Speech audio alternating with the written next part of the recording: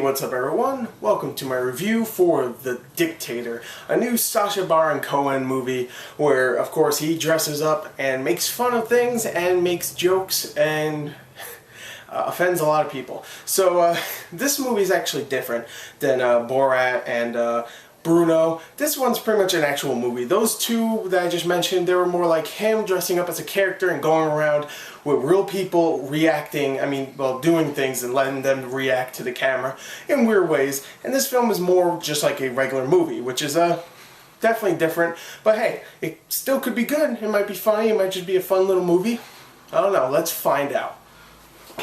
So the story for The Dictator is very simple. You have Sacha Baron Cohen, who plays the dictator of a foreign country called Wadia, and he's a dictator. You know, he's a douchebag. He goes around, he murders people for no reason. He has a beard, whatever. He has nuclear weapons.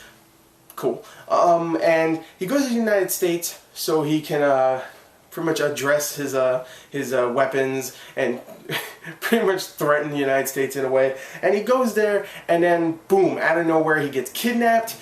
He gets thrown into like a torture chamber. He gets his beard ripped off of him, and then he finds out that he's been replaced by another person that looks exactly like him, and he doesn't know why, so he has to go find out why. In between that, he finds some people that he supposedly executed before, and he meets up with some of them, and he meets up with this really butch-looking Anna Faris, who is obviously the love interest of the film, and that's pretty much the story. I mean, he has to go figure out why this happened, and it's stupid. It's just supposed to be a fun little story with Sacha Baron Cohen acting like a dick everywhere. I mean, he is a douchebag throughout this entire film. He'll just, I don't know where, start kicking kids and freaking bad-mouthing people, and it's very funny. It's very entertaining to watch him do that. Sacha Baron Cohen definitely does that fantastically in any movie he's in that's obviously rated R. And of course, this is not a Borat or a Bruno where it's just real time. Well, not real time. It's not real where he's actually going to real people. It's actors, everybody is. But it's still fun to watch him do that stuff.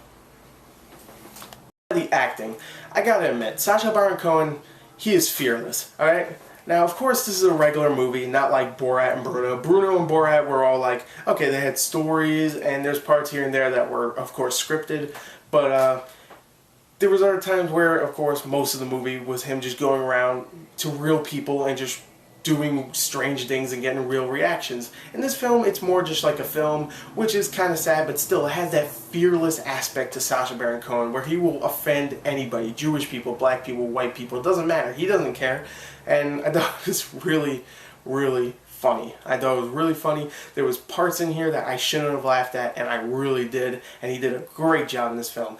Comedy-wise, it's offensive, it's crude. There's some times where it's a little inventive in the way of being crude and just disgusting. Like this whole birthing scene in the film, which is just strange, and then it turns somewhat into like a love scene, and it's like, oh, what?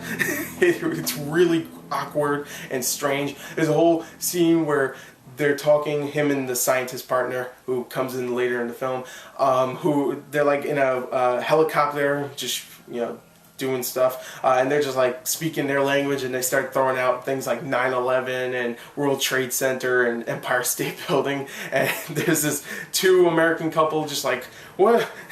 Oh no, 9/11 2012, he says at one point. It's like, oh no. And it's really funny. It's very awkward and very, very, like I said, crude and just really, really strange. Very strange humor in this film, and I really liked it. Sacha Baron Cohen did a fantastic job. Anna Faris does a good job as well, playing pretty much the love interest. John C. Reilly comes in for a very quick and brief appearance, and he's very funny. He's actually really funny in this film. I think it's probably the funniest I've seen him in since probably Talladega Nights.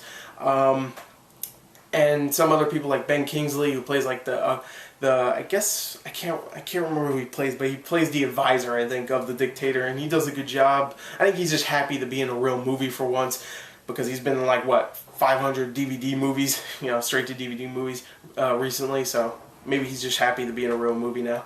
I don't know, but he played Gandhi. Come on, he's a good actor. He should be in more movies. Cast him in more movies.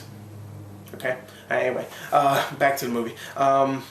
who else? I forgot who plays the scientist partner, but he does a really good job, especially when he's with Sacha Baron Cohen's character, and they have some chemistry and some really funny lines. I really like that.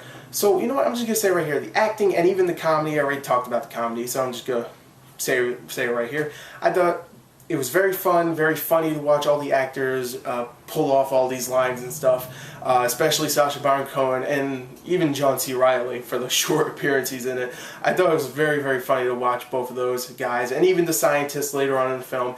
Everybody did a great job. I'm just going to say it right here. It's very, very funny, but you have to go in expecting pretty much Borat and Bruno humor. So anyway, I'm going to give this movie a 31 out of 40. I thought it was a very fun movie. Nothing amazing, but very, very fun. Hopefully the next movie Sacha Baron Cohen makes will go back to the Bruno and Borat route. So anyway, there you go. There's my review. I hope you enjoyed it. Thank you and goodbye.